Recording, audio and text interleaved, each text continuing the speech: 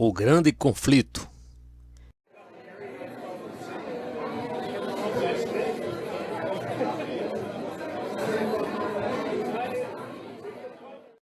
E, tendo orado, moveu-se o lugar em que estavam reunidos, e todos foram cheios do Espírito Santo, e anunciava com ousadia a palavra de Deus. Disse então Pedro: Ananias, por que encheu Satanás o teu coração para que mentisses ao Espírito Santo e retivesses parte do preço da herdade? Atos 4, 31 e 5, verso 3. Voltamos mais uma vez à história de Ananias e Safira, e agora quero fazer isso à luz da declaração registrada em Atos 5, verso 3, feita pelo apóstolo Pedro a Ananias, e a qual, no sentido, ele repetiu 3 horas mais tarde a Safira, mulher de Ananias. Tomo as palavras de Pedro e as coloco ao lado daquela outra frase, no fim do capítulo 4, que descreve uma coisa que aconteceu. Vocês se lembram, depois que a infante igreja orou a Deus nas terríveis circunstâncias em que se encontrava. Moveu-se o lugar em que estavam reunidos e todos foram cheios do Espírito Santo. Cheios do Espírito Santo. Por que encheu Satanás o teu coração? Coloco junto as duas frases porque desejo mostrar-lhes que elas assinalam muito bem a grande mensagem da Bíblia toda. Sem dúvida, elas colocam em foco a mensagem que certamente fomos destinados a receber deste alarmante e terrível incidente. Já sugeri a vocês, e é importante que o tenhamos em mente, que este incidente ocorreu logo no começo da história da Igreja Cristã e que foi registrado para servir de uma espécie de poste de sinalização ou de um monumento definitivo que dirige a nossa atenção para algumas verdades fundamentais. Naturalmente, tudo o que está nos primeiros capítulos deste livro de Atos faz isso.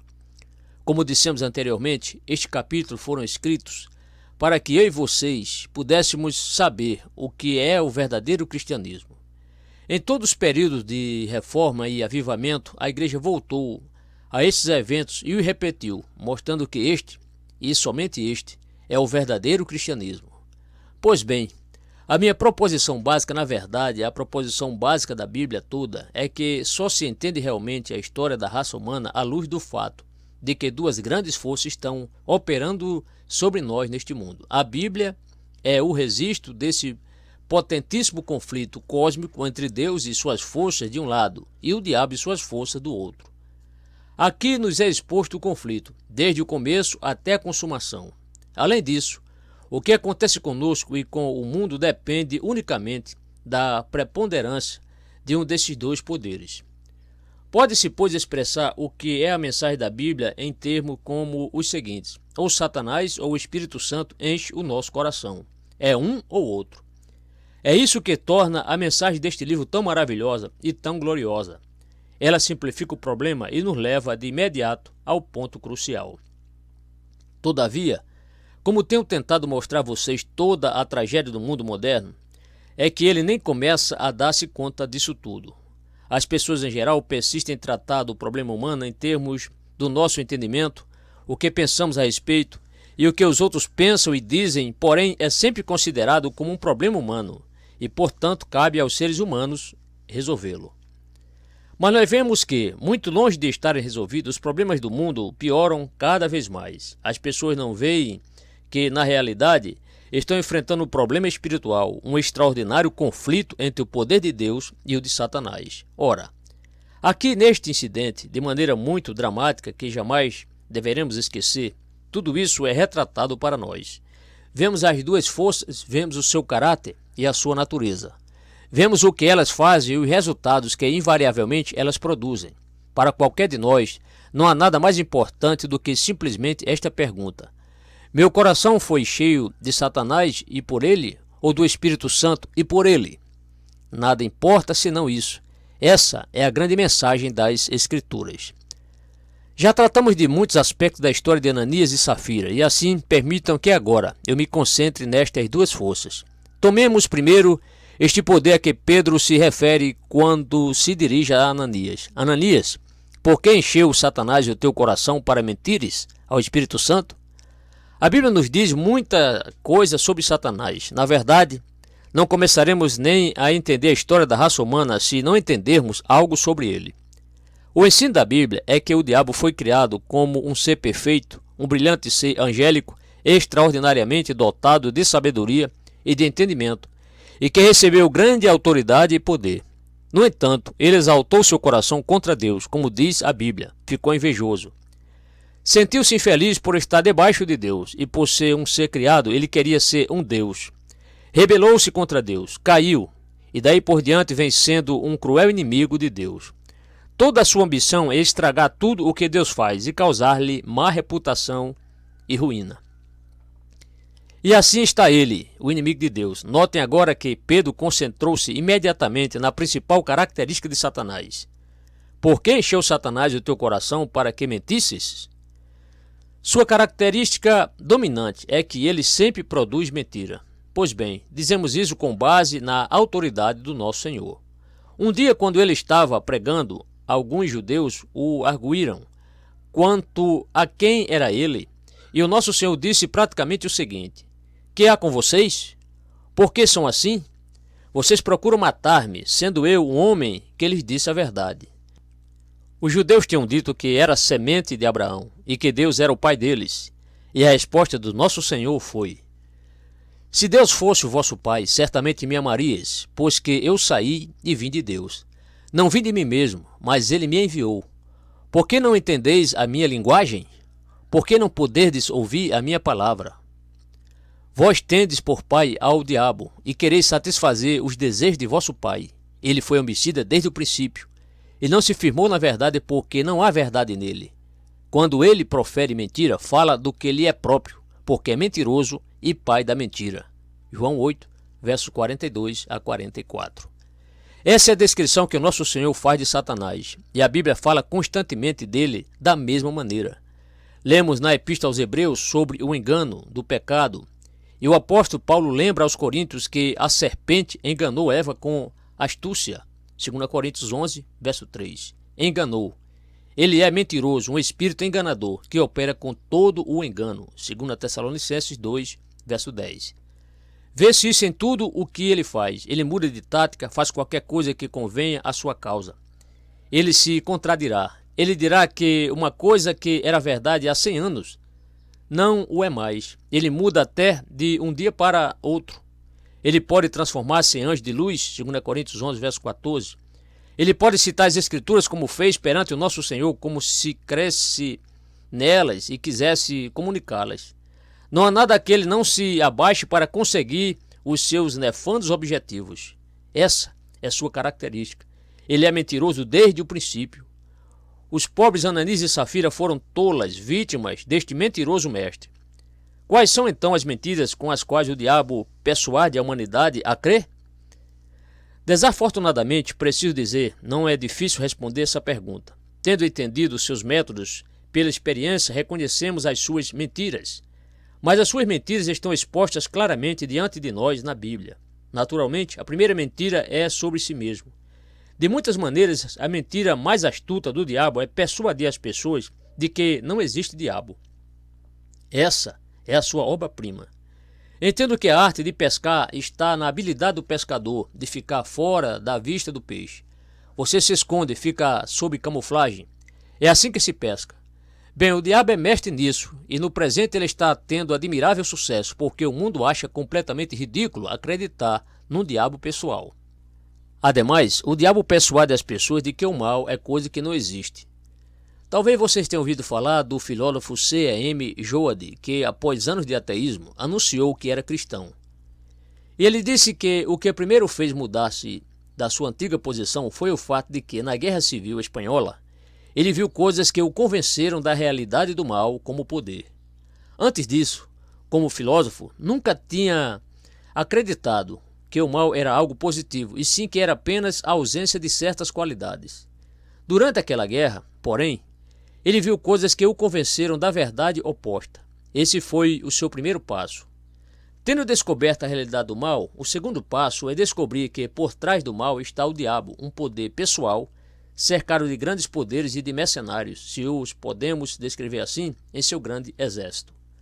O apóstolo Paulo coloca tudo isso no capítulo 6 da sua Epístola aos Efésios. Não temos que lutar contra a carne e o sangue, mas sim contra os principados, contra as potestades, contra os príncipes das trevas deste século, contra as hostes espirituais da maldade nos lugares celestiais. Versículo 12. Aí estão eles, encabeçados pelo diabo, estas forças espirituais invisíveis, mais malignas.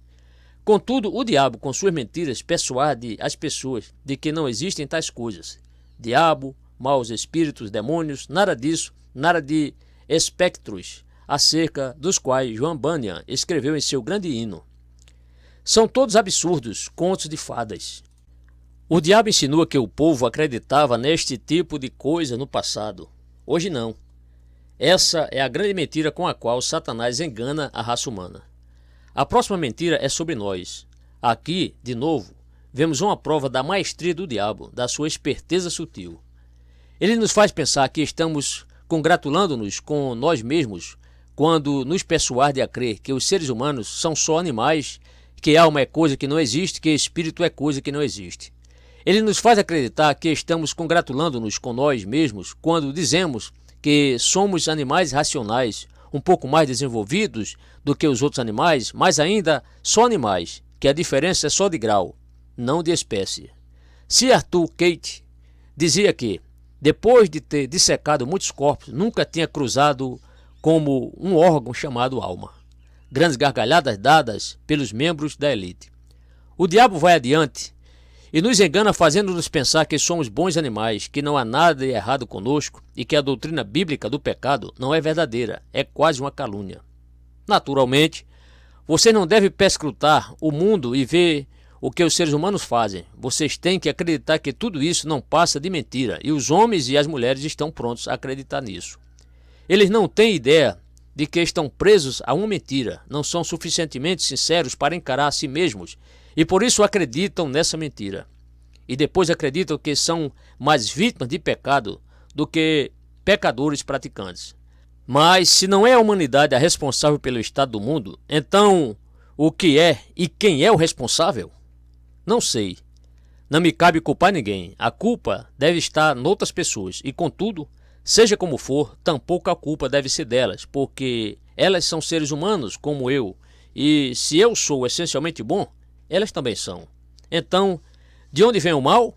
Bem, não sabemos. Simplesmente há uma coisa errada em algum lugar. Mas as pessoas são essencialmente boas e são vítimas do pecado do que praticantes do pecado.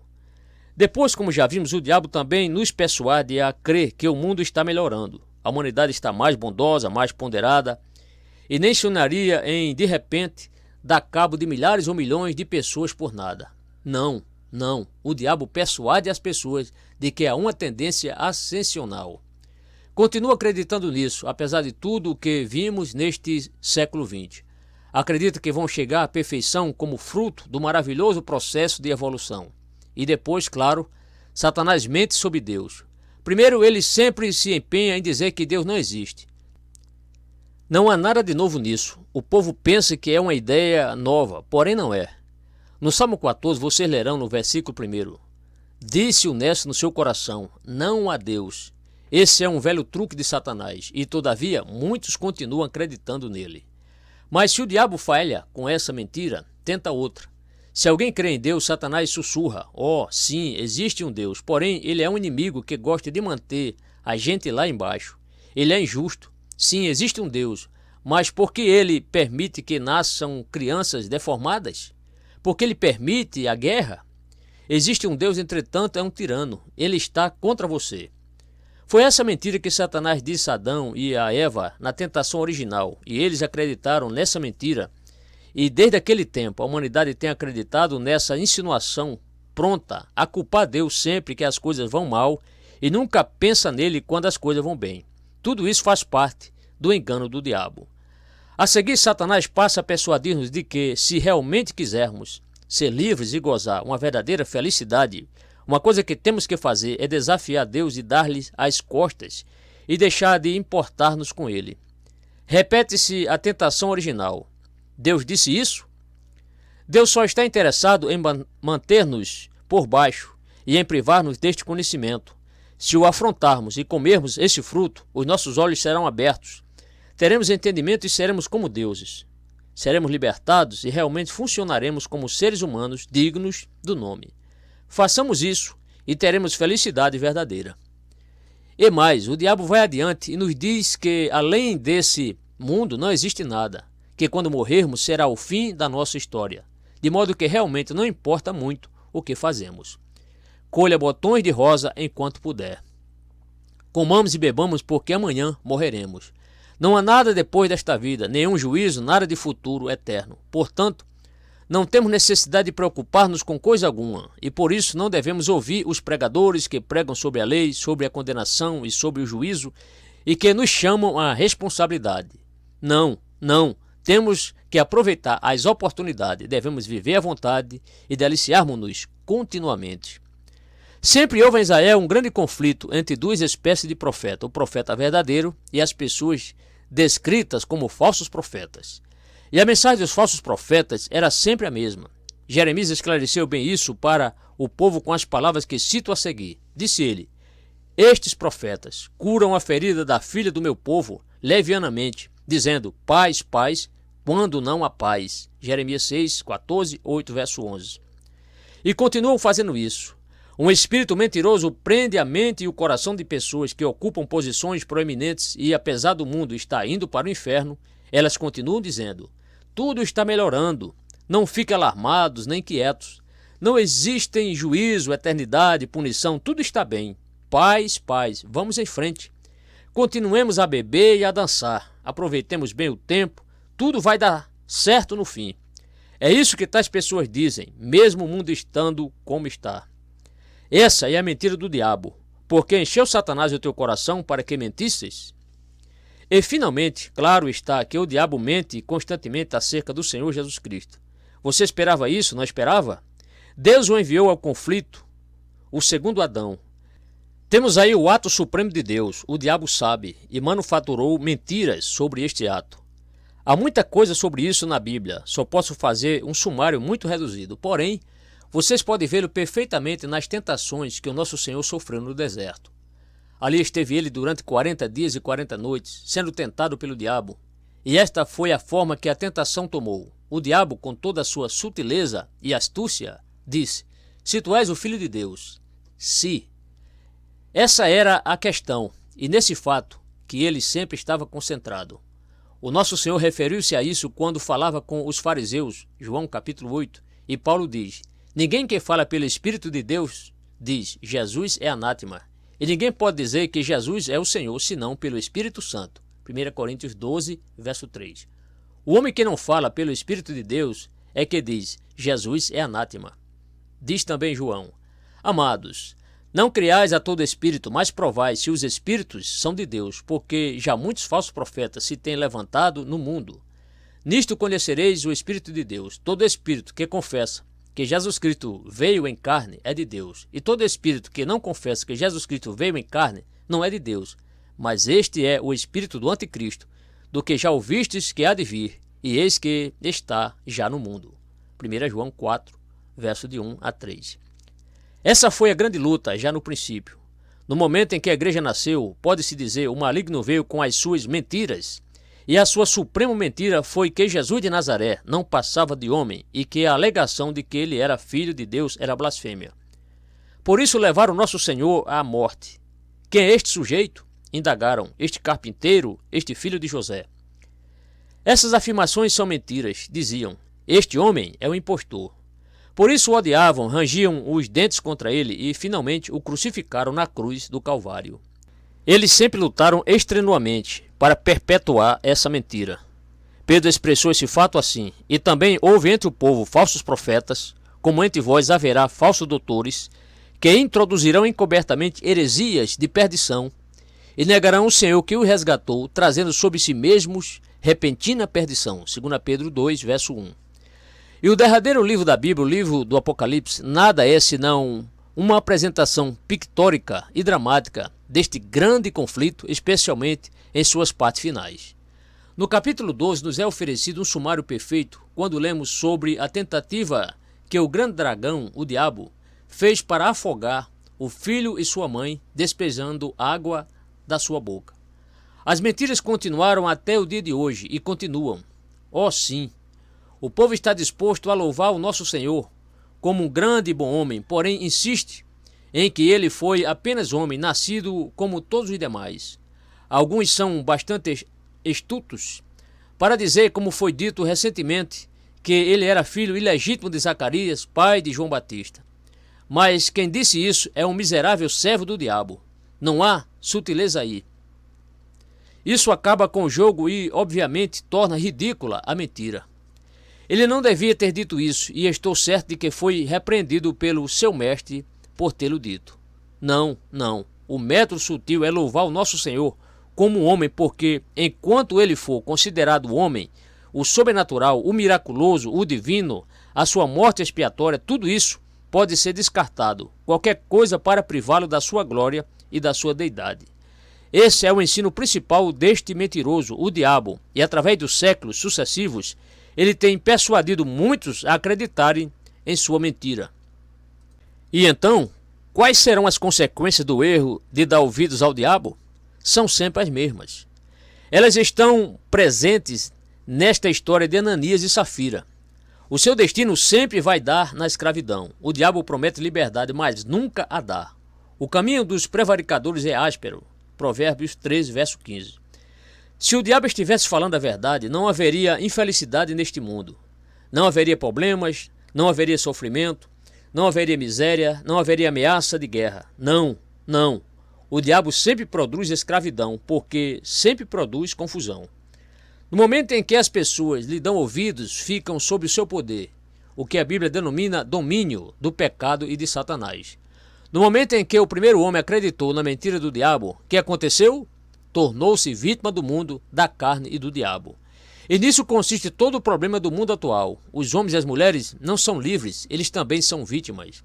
Por que as pessoas agem como agem? Porque todo mundo age assim. Elas seguem os modos do mundo, a ronda social, a coisa que tem que ser feita, as coisas que o povo faz melhor. Não tem a ideia da razão, porque age assim, não passam de escravas. Elas absorvem as opiniões pré-fabricadas que lhe vêm nos jornais populares, do rádio e da televisão. Nunca pensam, e isso sempre leva a uma horrível escravidão. Mas o aspecto para o qual desejo chamar a atenção de vocês é o egoísmo. Dar atenção às mentiras do diabo sempre dá esse resultado. Ananias, por que encheu Satanás o teu coração para que mentisses ao Espírito Santo? Egoísmo. Vocês fingem dar coisas a outros e ajudá-los, porém, não estão fazendo isso. Estão retendo grande parte para vocês. Não são apenas mentirosos, são mentirosos egoístas. Cada qual está sempre pensando em si mesmo. Está se pondo em primeiro lugar. Acaso o problema geral do mundo não se deve, em certo sentido, ao egoísmo? Todos e cada um lutam por si. Tudo bem, Juca. Que importa o que o outro sujeito consiga, o que lhe aconteça, contando que tudo me vá bem? Naturalmente, fazemos uma grande exibição com as nossas doações para a caridade, etc. Mas é pura fachada. O homem não se contenta com a sua mulher e cobiça a mulher alheia. Os negócios e as profissões fervem de inveja, ciúme, despeito e malícia. E assim acontece com todos os altos níveis sociais. E aqui está, em Ananias e Safira. Acreditar na mentira do diabo sempre leva ao egoísmo, e é a causa da tragédia da raça humana. Mas vejam também a visão estreita que a mentira do diabo sempre produz. Você fica alegre quando bebe, porém se sente miseravelmente mal no dia seguinte. Você se alegra quando cospe nas coisas santas e profanas a santa lei de Deus, mas depois sofre com o remorso que lhe vem e se sente um canalha ou coisa pior. Satisfação temporária, felicidade temporária. O autor da Epístola aos Hebreus fala da decisão de Moisés que escolheu, antes de ser maltratado com o povo de Deus, do que, por um pouco de tempo, ter o gozo do pecado. Hebreus 11, 25. E esse gozo nunca dura mais que um pouco de tempo. E esse curto período vai ficando cada vez mais curto. A satisfação nunca é permanente. O diabo é um trapaceiro e um mentiroso. Seu prospecto ilude. Os prazeres que ele oferece sempre levam a juízo. Você pensa que foi esperto, que cobriu todas as eventualidades, entretanto, de repente, você é confrontado por um Pedro que diz: não mentistes aos homens, mas a Deus. Pedro disse a Safira: por que é que vós vos concertastes para tentar o Espírito do Senhor? Dize-me, Vendeste, portanto, aquela herdade? E ela disse sim, portanto. Uma deslavada mentira. O juízo pega você. Você não se livra dele. Não pode escapar. Finalmente você é agarrado pelo pescoço. Você dá de frente com o castigo e com a condenação que merece. A condenação eterna a que isso leva. Essa é a verdade sobre este mentiroso, este diabo, este Satanás, este ser que odeia Deus e que, em última análise, odeia a humanidade. É nosso inimigo, nosso adversário. Esse é o seu caráter. É isso que ele ensina e essas são as consequências a que leva a acreditar no seu ensino. Mas, que alegria, que bendito alívio voltar-nos para o outro lado. E o cristianismo é isso. Ouçam, digo eu, pelo bem da sua vida, tem uma coisa maravilhosa para lhes dizer. Há um outro que está disposto a encher-lhe o coração, e todos foram cheios do Espírito Santo. É sobre isso que começamos a ler no capítulo 2 deste livro de Atos. É isso que foi prometido, a promessa do Pai. Foi isso que o nosso Senhor prometeu quando disse: digo-vos a verdade, que vos convém que eu vá, porque se eu não for, o Consolador não virá a vós. Mas se eu for, enviá-lo-ei. João 16, verso 7. E o enviou no dia de Pentecoste. Então passou a existir a igreja e começaram a acontecer todos os eventos maravilhosos que estivemos considerando juntos. O Espírito de Deus, o Espírito Santo. Quem é ele? Que contraste, que diferença de caráter. Ele é chamado Espírito de Santidade e Espírito da Verdade. Disse o nosso Senhor: ele vos guiará em toda a verdade. João 16, verso 13. Ele é a antítese do diabo em todos os aspectos, mas supremamente em que ele é o grande Espírito da Verdade. E o que é deveras maravilhoso é que, devido a ele ser o Espírito da Verdade, é sempre o mesmo em todas as eras. A verdade que tenho o privilégio de lhes pregar agora é verdade que não mudou e não muda. Jesus Cristo é o mesmo ontem e hoje e eternamente. Hebreus 13, verso 8. Qual é então a minha mensagem? Não há nada de novo nela. Queira o Espírito de Deus tirar-me da vista de vocês para que a ouçam. Estou simplesmente repetindo a mensagem pregada pelos apóstolos. Não estou pregando algo de que, de repente, foi descoberto na década de 1960. Não estou pregando o que acabei de ler no livro mais recente escrito por algum grande filósofo. Graças a Deus, não estou. Estou pregando verdade eterna, o Evangelho sempiterno. A mensagem que, através dos séculos sucessivos, tem sido pregada por santos apóstolos, profetas e mártires. Que verdade é esta que o Espírito Santo ensina? Só posso dar-lhes a resposta na forma de um sumário. Ele nos diz a verdade acerca de nós mesmos. E o que ele nos diz é que não somos animais. Façamos o homem à nossa imagem. A imagem de Deus o criou. Gênesis 1, versos 26 e 27. Cada um de nós tem alma, espírito. Somos destinados a Deus. Sabemos disso dentro de nós. Estamos insatisfeitos. Clamamos por mais amplo éter, por divino ar. Wordsworth. Nenhuma outra coisa no mundo, senão Deus, pode satisfazer-nos final e definitivamente. Há uma sede, uma fome, uma intranquilidade. Agostinho passou por isso. Fizeste-nos para ti, e o nosso coração se inquieta enquanto não encontrar repouso em ti.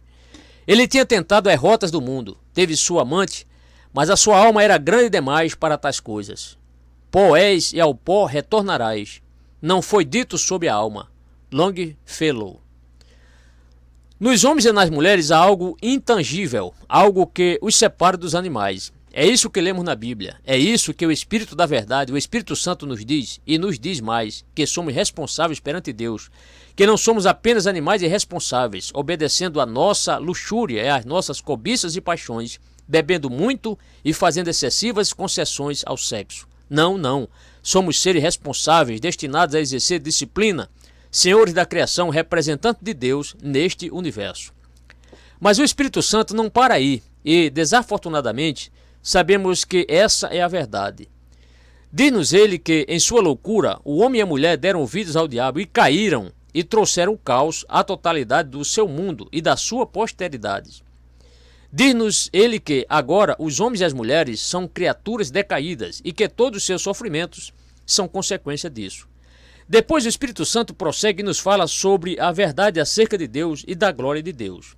Imortal e invisível, Deus, o único sábio, Na inacessível luz, oculto aos nossos olhos, o mais bendito, o mais glorioso, o ancião de dias, glorioso e vitorioso, o teu nome louvamos. Walter Chalmers Smith. Deus é luz, e não há nele treva nenhuma. 1 João 1, verso 5. Deus o Criador, Deus o Todo-Poderoso, Deus o Justo, o Santo, de tão puro semblante que não podem nem olhar para o pecado. Deus o Juiz nos confins da terra, sob cuja guarda está o governo moral do universo. Deus que nos fez, e subordinados a quem todos nós existimos, e perante quem todos teremos que comparecer, e a quem teremos que prestar contas. Esse é o ensino do Espírito Santo acerca de Deus, como se vê na Bíblia. Mas não é todo o ensino, graças a Deus. Não estaríamos aqui se fosse. Eu não ousaria aproximar-me dele em lugar nenhum. Fugiria, ficaria aterrorizado. Quem sou eu para falar sobre tal pessoa, quanto mais ir à sua presença? Mas o Espírito prossegue e me diz que Deus é um Deus de amor e de infinita bondade, misericórdia e compaixão. Ouçam o apóstolo falar disso aos Efésios. Mas Deus, que é riquíssimo em misericórdia, pelo seu muito amor, com que nos amou, estando nós ainda mortos em nossas ofensas, nos vivificou juntamente com Cristo. Por quê? Para mostrar nos séculos vindouros as abundantes riquezas da sua graça, pela sua benignidade para conosco em Cristo. Efésios 2, versos 4, 5 e 7. No Velho Testamento, os salmistas e os profetas tiveram vislumbres do amor de Deus, por revelação, e tiveram experiência dele. O salmista pecou contra Deus e não sabia o que fazer consigo, mas teve que buscar Deus, pois não havia ninguém mais, e clamou, tropeçando e gaguejando: contigo está o perdão, para que sejas temido. Salmo 130, verso 4. Então, ele nos mostra a bondade do Senhor. Quanto está longe o Oriente do Ocidente, assim ele afasta de nós as nossas transgressões. Salmo 103, verso 12. Esse é o ensino do Espírito Santo concernente a Deus. Longe de estar contra nós, Deus nos ama, apesar de sermos o que somos. Quando Adão e Eva se rebelaram contra ele na perfeição do paraíso, Deus não os lançou a maldição eterna e a miséria perene. Deus os informou de um plano de redenção e de restauração que ele já havia formulado. Deus, o Deus insultado e ultrajado, e contra quem os homens e as mulheres, em sua loucura, se rebelam, este mesmo Deus concebeu um meio pelo qual redimi-los, libertá-los de si mesmos e das consequências resultantes de darem ouvidos às mentiras do diabo. No Velho Testamento vocês veem anúncios da salvação que vem de Deus. Ele tomou um homem chamado Abraão, fez dele uma nação e o usou como instrumento da sua revelação. Vejam depois como ele manejou aqueles filhos de Israel, que bando miserável eram eles. Nem um pouco piores do que nós, vocês sabem, porém eles viviam pecando contra Deus, voltando depois para ele com bajulação. Ele os perdoava e os abençoava, e depois eles o abandonavam e voltavam e saíam de novo e pecavam contra ele. Desta vez não, ele não poderia perdoá-los, mas perdoava. A longanimidade e a paciência de Deus com o seu povo recalcitrante. Contudo, este é o Deus que o Espírito Santo revela. Acima e além de tudo mais, porém, o Espírito Santo foi enviado à igreja para glorificar Jesus Cristo. O nosso Senhor disse isto pessoalmente: ele me glorificará. João 16, verso 14. Essa é a obra suprema do Espírito Santo. Ele nos diz a verdade acerca de Jesus de Nazaré. Quem é ele? Essa é a pergunta crucial. Que pensais vós de Cristo? Mateus 22, verso 42. E o Espírito responde a essa pergunta através desse maravilhoso registro a que chamamos Novo Testamento. Aqui está, num só versículo: Deus amou o mundo de tal maneira que deu seu Filho unigênito, para que todo aquele que nele crê não pereça, mas tenha vida eterna. João 3,16. O bebê de Belém, o Filho de Deus, o Verbo feito carne, velada na carne, vede a deidade, de Charles Wesley. E foi unicamente o Espírito Santo que revelou isso. Em 1 Coríntios 2, verso 8, Paulo diz que quando Cristo veio, nenhum dos príncipes deste mundo o conheceu, porque se o conhecessem, nunca crucificariam ao Senhor da glória. Os grandes homens do mundo o rejeitaram. Só viam nele Jesus um carpinteiro, mas o Espírito o revela como Deus em carne. O Espírito também revela a vida maravilhosa do nosso Senhor, vida perfeita e sua bondade. Os escribas e fariseus não gostavam dele, ficavam em dúvida se ele era uma pessoa de bom caráter. Ele até comia e bebia com cobradores de impostos e pecadores. Ele permitiu que uma prostituta lavasse os seus pés com suas lágrimas e os enxugasse com seus cabelos. Ah, diziam eles, o sujeito é um impostor. Todavia ele, cheio de bondade e de compaixão, dizia: quem me vê, a mim vê o Pai. João 14, verso 9. Ele dizia: assim é Deus. Não dê atenção ao que os outros têm falado sobre ele. Ele não está longe, nem é contra vocês. Ele está a favor de vocês. E eu vim, o Filho de Deus, porque o Filho do Homem veio buscar e salvar o que se havia perdido. Lucas 19, verso 10. Eu vim para que tenham vida e a tenham em abundância. João 10, verso 10. Como disse o nosso Senhor quando se aproximava de Jerusalém, onde pouco depois seria preso: o Filho do Homem não veio para ser servido, mas para servir, e para dar sua vida em resgate de muitos. Mateus 20, 28. Ele tinha vindo para morrer, e o ensino geral do Espírito Santo sobre ele é que ele foi para a cruz deliberadamente. Por quê? Porque viu que esse era o único meio pelo qual qualquer pessoa poderia ser libertada, perdoada e redimida. Na cruz ele sofreu o castigo dos meus pecados. Ele assumiu a minha culpa. Por isso veio. Veio para que provasse a morte por todos. Hebreus 2, verso 9. É isso que o Espírito Santo nos ensina sobre ele. Puseram num sepulcro, mas ele ressuscitou. A ressurreição do corpo é um fato, e foi a prova de que a sua obra estava completa. Ele ascendeu aos céus à vista destes mesmos apóstolos que haviam testemunhado sua vida e sua morte, e assentou-se à destra de Deus na glória sempiterna. Ele enviou o Espírito Santo no dia de Pentecoste para tornar conhecidas estas coisas, para dar poder às pessoas, aos pregadores, para autenticar a verdade concernente a si próprio. A mensagem é sumariada pelo apóstolo Paulo em sua epístola a Romanos com estas palavras: porque Cristo, estando nós ainda fracos, morreu a seu tempo pelos ímpios, porque apenas alguém morrerá por um justo, pois poderá que pelo bom alguém ouse morrer, mas Deus prova o seu amor para conosco, em que Cristo morreu por nós, sendo nós ainda pecadores. Porque se nós, sendo inimigos, fomos reconciliados com Deus pela morte de seu Filho, muito mais, estando já reconciliados, seremos salvos pela sua vida. Romanos 5, versos 6 a 8 e verso 10. O que acontece conosco quando cremos nisso? Você imediatamente vem a saber que os seus pecados estão perdoados, que você está reconciliado com Deus. Você perde o medo do juízo, tem paz com Deus. Não somente isso, você recebe uma nova natureza, uma nova vida, um novo começo. Recebe livramento. Isso não é filosofia, não é um ensino ético. O Evangelho não o exorta a se impulsionar para o alto e a tentar viver uma vida moralmente boa, com isso ficando de bem com Deus e resolvendo os seus problemas. O Evangelho sabe que você não é capaz de fazer isso. Não. A mensagem do Evangelho fala de um livramento sobrenatural, divino. Paulo diz desta maneira: não me envergonhe do Evangelho de Cristo. Por quê? Pois é o poder de Deus para a salvação. Romanos 1, verso 16. Não o poder de um sociólogo, não o poder de um decreto governamental, e sim o poder de Deus. É isso que nos liberta do diabo, nos transporta do reino das trevas para o reino do Filho amado de Deus, põe-nos em liberdade e produz um novo tipo de caráter, o caráter retratado aqui em Atos por Barnabé e outros. Essas pessoas honestas e genuinamente venderam seus bens e deram o produto da venda. Não tiveram uma vida egoísta e egocêntrica, mas estavam preocupadas com as outras pessoas. Eu podia manter vocês aí por horas, simplesmente lembrando-lhes os fatos que o diabo muito ardilosamente fez o povo esquecer. A instituição mais benéfica que este mundo conheceu é a igreja. Antes dos políticos virem com as suas reformas, a igreja oferecia ajuda aos pobres, introduziu educação aos pobres, deu início aos hospitais. A igreja, não uma instituição, mas o genuíno povo cristão, foi a pioneira em toda esta obra através dos séculos. Estas coisas são fatos. Neste país e noutros, os cristãos têm se sacrificado pelos outros. Aí estão eles em Atos, tendo uma nova qualidade de vida, todos em comum acordo e demonstrando o fruto do Espírito.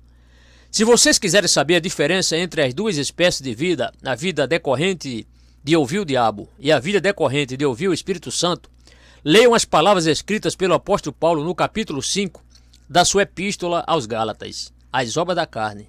Essa é a vida levada por aqueles cujos corações foram enchidos por Satanás. São manifestas as quais são prostituição, impureza, lascívia, idolatria, feitiçarias, inimizades, porfias, emulações, iras, pelejas, dissensões, heresias, invejas, homicídios, bebedices, glutonarias e coisas semelhantes a estas. Gálatas 5, versos 19 a 21. Isso é real na vida de Londres hoje em dia. E era real então. É nisso que resulta atender às mentiras do diabo. Vocês querem saber qual é o resultado de atender ao ensino do Espírito Santo? O fruto do Espírito é amor, gozo, paz, longanimidade, benignidade, bondade, fé, mansidão, temperança. Gálatas 5, 22. Que contraste! O que é maravilhoso é que, se você crê nesta mensagem, não será deixado sozinho para lutar contra pendências impossíveis, porque o Espírito de Deus vem para dentro do seu ser, e todos foram cheios do Espírito Santo. A força divina entra e eleva as pessoas e as leva a superar-se, e as habilita a fazerem coisas que antes lhes eram impossíveis. A que isso leva? Bem, neste mundo moderno, tão materialista e mercenário em sua perspectiva, é tão interessado em dinheiro e em bolões de aposta no futebol, aqui está uma vida que lhes dá satisfação sem dinheiro. Estas pessoas estavam prontas a vender todas as suas propriedades e a depositar o dinheiro num fundo comum. Vocês podem ser felizes sem dinheiro, não depende disso. Uma das primeiras coisas que acontece com os homens e com as mulheres cujos corações estão cheios do Espírito Santo é que eles se tornam independentes do mundo e suas circunstâncias e circunvizinhanças. Levantam-se contra nós, contra essas coisas, se quiserem, não pode atingir-nos, estamos definitivamente seguros. O Espírito Santo nos dá duradouro gozo e sólido tesouro, gozo inefável e glorioso. 1 Pedro 1, verso 8. Ele nos dá paz. O Espírito Santo tira de nós o medo da morte e do túmulo. O fim dos incrédulos é certo, o inimigo já foi condenado. Ele está vivendo a prazo, por assim dizer. Ele recebeu aquele ferimento mortal quando Cristo morreu na cruz e seu tempo é limitado, motivo do seu furor. Mas Cristo virá e com o sopro da sua boca destruirá o arquimentiroso e inimigo de Deus e da humanidade e o enviará à destruição eterna. Não se esqueçam disso, quando o diabo os importunar com as suas mentiras. Observe a ousadia dos apóstolos quando resistiram às autoridades. Já não tinham medo da morte, e os mártires e confessores primitivos iam alegremente aos leões da arena, louvando a Deus e dando graças a ele por, afinal, os haver considerado dignos de sofrer dessa maneira pelo nome do seu bendito e amado Senhor. Eles morriam bem, como a respeito se expressou John Wesley. Por quê? Porque tinham a esperança da glória, podiam ver que este mundo é apenas transitório. Este não é o mundo da realidade, é o mundo das aparências. Contudo, há um mundo que permanece. Há uma terra da mais pura delícia, onde reinam os santos imortais. Isaac Watts. Há uma glória ainda a ser revelada. Virá o dia em que a glória dos filhos de Deus será manifestada. Virá um dia de coração, um dia de vitória e de triunfo, supremos e finais, quando Jesus reinará de polo a polo. E é à luz disso que estes homens e mulheres viviam a vida que viviam e tinham um gozo que persistia mesmo em meio às tribulações. Apresentei a vocês os dois lados, mostrei-lhes o caráter de Satanás e lhes contei qual é a mensagem dele. Contei-lhes as consequências do erro de acreditar nessa mensagem. Eu lhes falei algo sobre o Espírito Santo e seu caráter. Revelei a vocês a sua mensagem e lhes falei dos resultados da fé na mensagem do Espírito Santo. E agora eu lhes pergunto, que é que enche o coração de vocês? Ele está cheio de mentiras do diabo ou está cheio do Espírito Santo?